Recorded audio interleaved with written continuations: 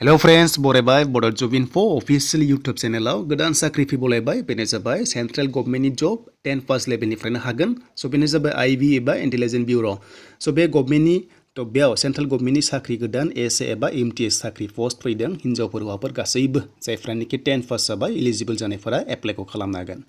दा गोबाव खालामा जों थांगोन फै अफिसियेल साइटआव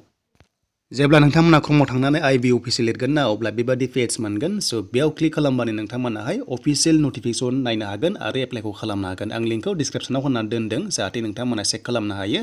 दायो लोगोफोर बेयाव क्लिक खालामबा जोंहा अफिसियेल नटिफिकेसन पाब्लिश खालामाखै मानोना लिंकआ एक्टिभ जायाखै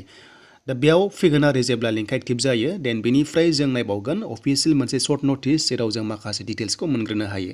दा लोगोफोर नोंथांमोनाहाय जायफ्रा चेनेलाव गोदान साबस्क्राइब खालामना ला बेफोरबादि साख्रिनि आपडेट मोनबाय थानो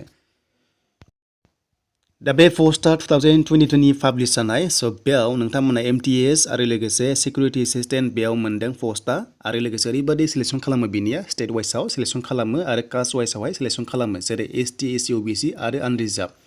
दा बेखायनो जाय स्टेटआव नोंथाङा एप्लाइ खालामनो सानदों बे स्टेटनि लकेल लेंगुवेज रोंनाय जानांगोन दा हमना ला आसाम स्टेटआव बड' एसामिस दङ टेनसन दाला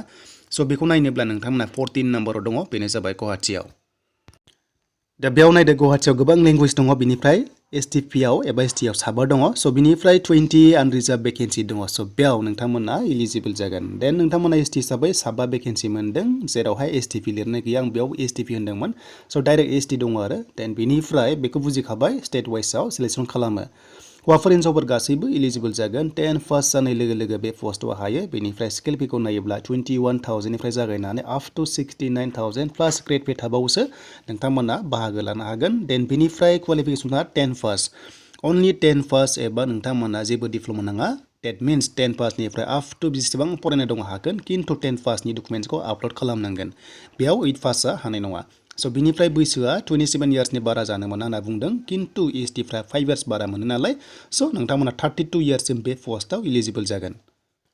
दा बेनिफ्राय सिलेक्सन प्रसेसआ एग्जाम जायो अनलाइन एग्जाम होनांगोन फार्स्टआव 100 मार्क्सनि 1 आवार टाइम मोनदों देन बेनिफ्राय सेकेन्डआव दङ अफलाइन डिसक्रिप्टिभ टाइपनि एग्जाम बेयावबो 40 मार्क्सनि एग्जाम दङ 1 घन्टा बेयावबो टाइम मोनदों आरो लोगोसे गोबां रोखोमनि प्रसेस दङ आं बेखौ दिन्थिगोन आरो बेनि एप्लाइ लिंकआ एक्टिभेट जागोन बेनो जाबाय 21 जानुवारिनिफ्राय आरो जेब्ला जायो आं नोंथांमोननो डिटेल्सखौ लाबोफिनबावगोन एग्जाम फिस दङ 450 एग्जाम फिस नोंथांमोना होनांगोन 21 जानाय लोगो लोगो अनलाइन खालामनो हागोन जेब्ला जायो आं नोंथांमोननो एप्लाइ प्रसेस भिडिअ लाना फैगोन दा लोगोफोर बेनोमोन आरो दिनैनि मोनसे सर्ट नटिफिकेसन जेराव आईबीनि माखासे सोमोन्दै नोंथांमोना मिथिनो मोनबाय दा जेब्ला गोदान एप्लाइ जायो लिंकआ एक्टिभ जायो आं नोंथांमोननि फिन खनसेबाव